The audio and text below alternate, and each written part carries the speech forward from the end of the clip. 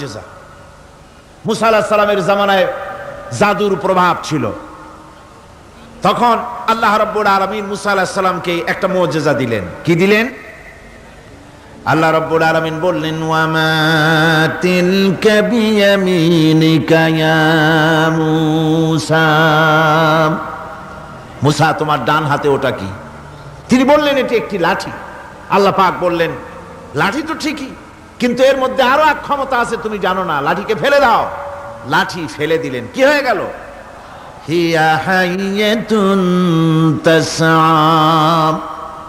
বিরাট এক সাপে পরিণত হয়ে গেল। এই সাপ নিয়ে, এই লাঠি নিয়ে তিনি জাদুকরদের মোকাবেলা করলেন।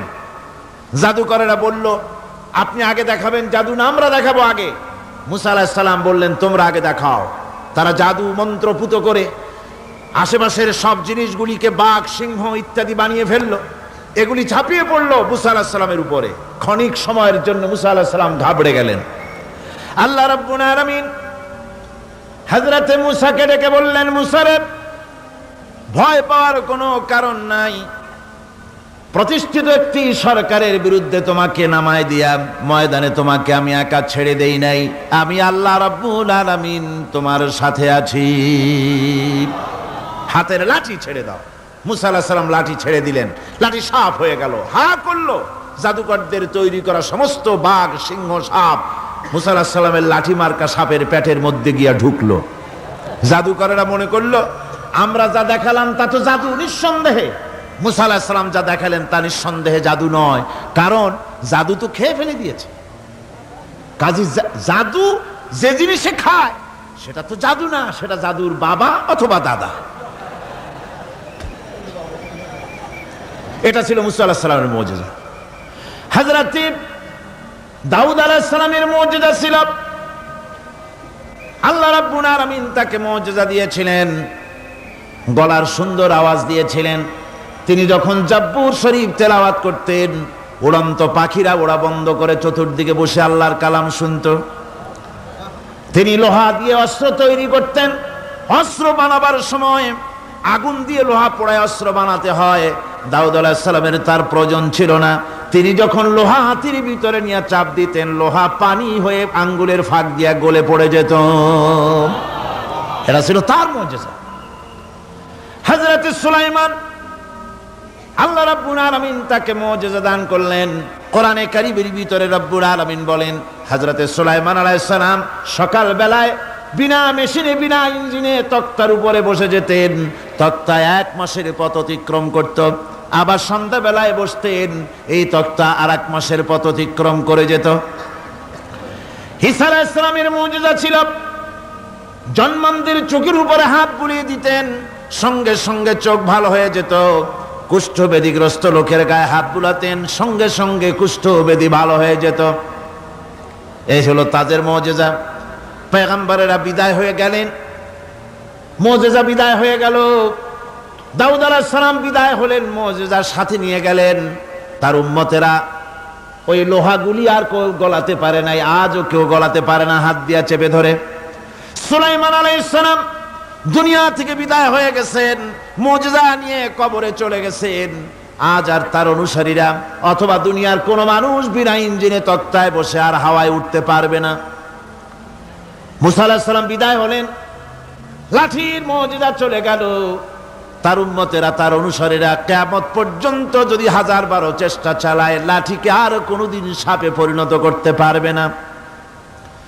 ঈসা আলাইহিস সালাম, আল্লাহ রাব্বুল আলামিন তাকে উঠায় নিলেন, মুজিজা তিনি সাথে নিয়ে গেলেন। আজ তার কোটি কোটি, শত শত কোটি উম্মতেরা, দুনিয়া যারা তার উম্মত দাবি করে, খ্রিস্টানেরা, হাজারো যদি চেষ্টা চালায়, তবুও জন্মান্ধের চোখের উপরে হাত বুলিয়ে চোখ আর ভালো করতে পারবে না। কুষ্ঠব্যাধিগ্রস্ত লোকের গায়ে হাত বুলিয়ে কুষ্ঠব্যাধি ভালো করতে পারবে না। তার মানে হলো, নবীরা যে যা যত মুজিজা পেয়েছিলেন, জীবদ্দশায় মুজিজা কাজে লেগেছে। দুনিয়া থেকে বিদায় হয়েছেন, মুজিজা সাথে নিয়ে গেছেন।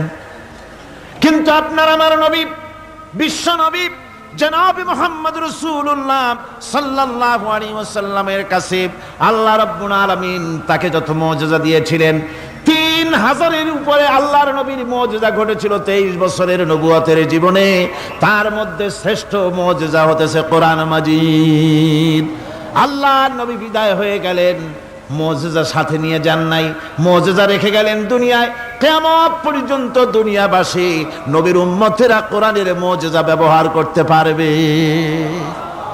এই কোরআনে কারীম রাসূল করিম সাল্লাল্লাহু আলাইহি সাল্লামের জীবনের শ্রেষ্ঠ মুজিজা। মানুষ পাগল হয়ে গেছে কোরআন শুনে। সুতরাং এই কোরআনের বৈশিষ্ট্য সকল দিক থেকে এক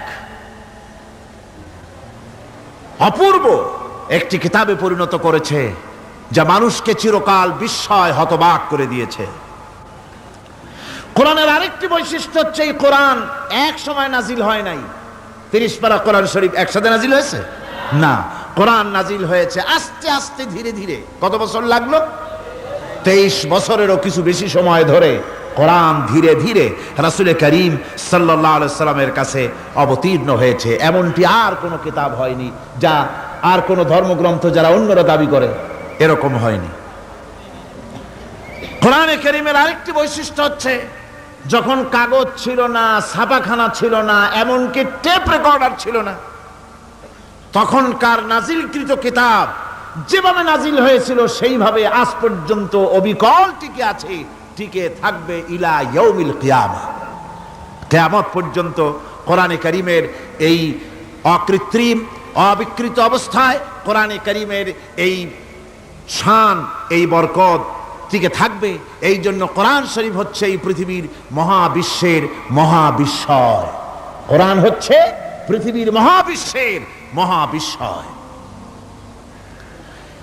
এর মর্যাদা সম্পর্কে রাসূল করিম সাল্লাল্লাহু আলাইহি ওয়াসাল্লাম বলেছেন, ওয়ান উসমান রাদিয়াল্লাহু তাআলা আনহু আন্নাহু قال قال رسول الله صلى الله عليه وسلم خيركم من تعلم القرآن وعلمه رواه البخاري।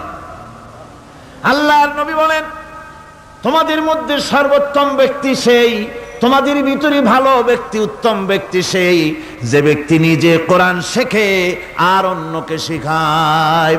কোরআন যে শেখে আর অন্যকে যে শেখায়, সেই ব্যক্তি হলো তোমাদের মধ্যে সর্বোত্তম ব্যক্তি, ভালো ব্যক্তি। সুবহানাল্লাহ পড়েন। কোরআনে কারীমের এই মর্যাদা সম্পর্কে রাসূল করিম সাল্লাল্লাহু আলাইহি সাল্লাম বলেছেন, দুই ব্যক্তিকে, দুই শ্রেণীর লোককে ঈর্ষা করা যায়। অমুকে বিরাট বাড়ি করেছে, সে বাড়ি দেখে হিংসা হয়, আমি ওরকম বাড়ি করব, অমুকের মতো নেতা হব, অমুকের মতো বড় লোক হতে হবে। পরশ্রী কাতরতা অথবা ঈর্ষা করা, এরকমের ঈর্ষা করা জায়েজ নাই।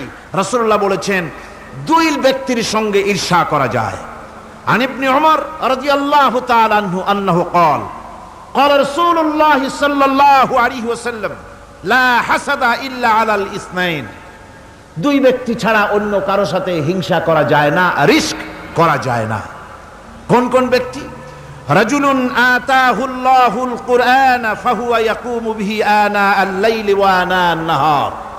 ওই ব্যক্তির সঙ্গে ঈর্ষা করা যায়, হিংসা করা যায় যে ব্যক্তিকে আল্লাহ পাক কোরআনের ইলম দান করেছেন, সে ব্যক্তি দিন রাত কোরআন তেলাওয়াত করে, কোরআনের উপরে আমল করে, কোরআনের উপরে থাকে, মানুষকে কোরআনের দাওয়াত দেয়। ওই লোকের সাথে ঈর্ষা করা দরকার যে তার মতো হতে চায়। ওয়ারাজুলুন আতাহুল্লাহু মালান ফাহুয়া ইউনফিকু মিনহু আনা আল-লাইলি ওয়া আনা আন-নাহার। মুত্তাফাকুন আলাইহি, বুখারী মুসলিমের হাদিস। রাসূলুল্লাহ বলছেন, অন্য আরেক ব্যক্তি হচ্ছে যে ব্যক্তিকে আল্লাহ পাক মাল দিয়েছেন, সম্পদ দিয়েছেন, ওই ব্যক্তি তার মাল আর সম্পদকে দিন রাত দুহাতে আল্লাহর রাস্তায় খরচ করে। তার মতো হওয়ার জন্য তার সাথে ঈর্ষা করা যেতে পারে। আমার বন্ধুগণ, এই কোরআন হচ্ছে এমন এক কিতাব যে কোরআনকে নিয়ে যারা অগ্রসর হয় আল্লাহ তাদেরকে বাড়ায় দেন, আর কোরআনের সাথে যারা হিংসা করে, বিদ্বেষ করে, আল্লাহ তাদেরকে অধঃপাতিত করে দেন। আন ওমর ইবনুল খাত্তাব রাদিয়াল্লাহু তাআলা আনহু আন্নাহু قال قال رسول الله صلى الله عليه وسلم ان الله يرفع بهذا الكتاب اقواما ويضع به آخرين رواه মুসলিম। হযরত ওমর রাদিয়াল্লাহু তাআলা আনহু বলছেন, যে আল্লাহ পাক এই কোরআনের সাহায্যে এক শ্রেণীর লোককে প্রতিষ্ঠিত করবেন দুনিয়ার বুকে, এবং আখিরাতেও আর এক শ্রেণীর লোককে করবেন অধপাতিত।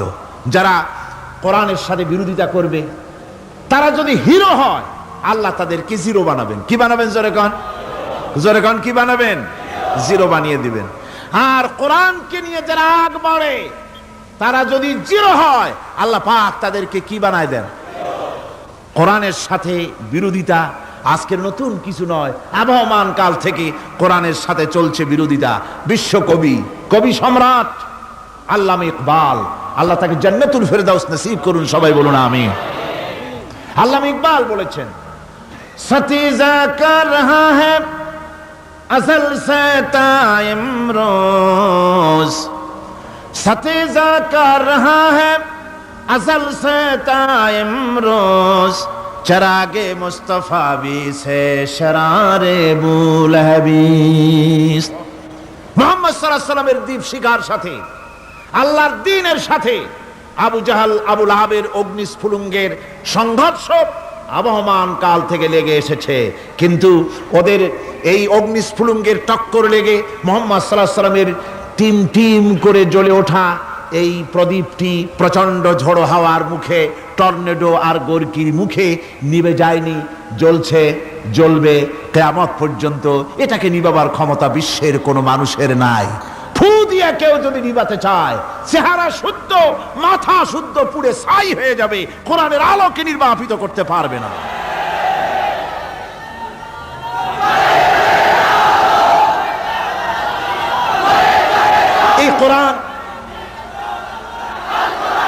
এই কোরআন যার সিনার ভিতরে থাকে, যার সিনার মধ্যে থাকে, সে হয় সমৃদ্ধ, আর যার সিনার মধ্যে থাকে না, সে হয়।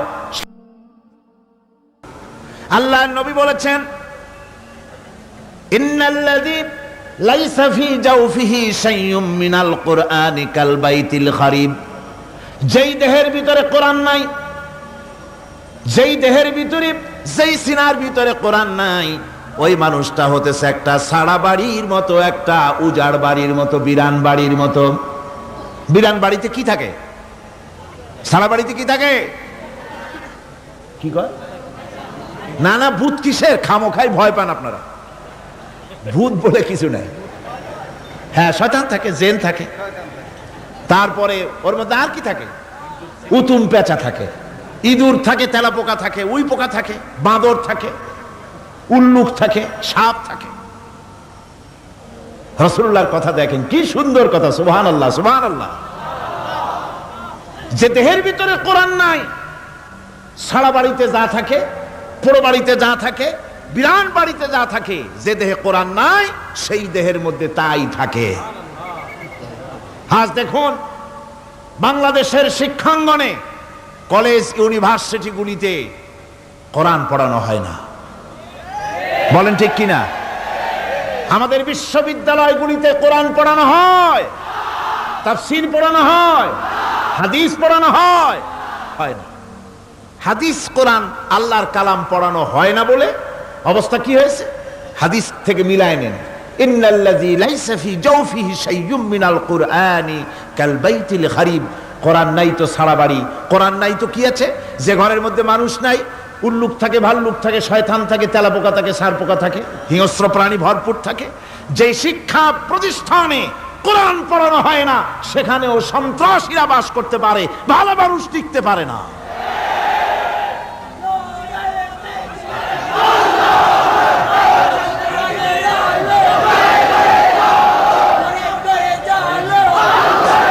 এই জন্য কোরআন যেখানে পড়া হয় না, সেটা কবরের তুল্য। কোরআন যেখানে তেলাওয়াত হয় না, সেটা কিসের তুল্য?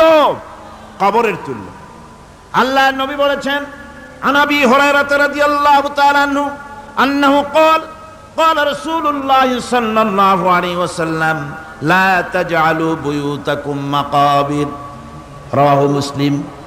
আল্লাহর নবী বলেন, তোমাদের ঘরগুলিকে তোমরা কবর বানায়ো না। অর্থাৎ যে ঘরের মধ্যে কোরআনে কারীম তেলাওয়াত হয় না, সেটা কবরের সমতুল্য, কবরের সমতুল্য। আগে আমাদের ঘর সমূহে যখন ছোট ছিলাম, তখন দেখতাম ঘরে ঘরে কোরআন তেলাওয়াত হতো, ঠিক না? প্রত্যেকটা ঘরের জানালা দিয়া সকালবেলায় আওয়াজ আসতো, আউযু বিল্লাহি মিনাশ শাইতানির রাজিম, বিসমিল্লাহির রহমানির রহিম, তেলাওয়াতের আওয়াজ ভেসে আসতো। আজ আর এই অবস্থা নাই। আজ ভদ্রলোকের বাড়ির সামনে দিয়ে হেঁটে যাবেন, সকালবেলা কিসের তেলাওয়াত? জনমের ঘুম ঘুমায়, পাইকারি দরে ঘুমায়, ফজরের নামাজ নাই। শহরের অবস্থা, অধিকাংশ বাড়িতে ফজরের নামাজ হয় না।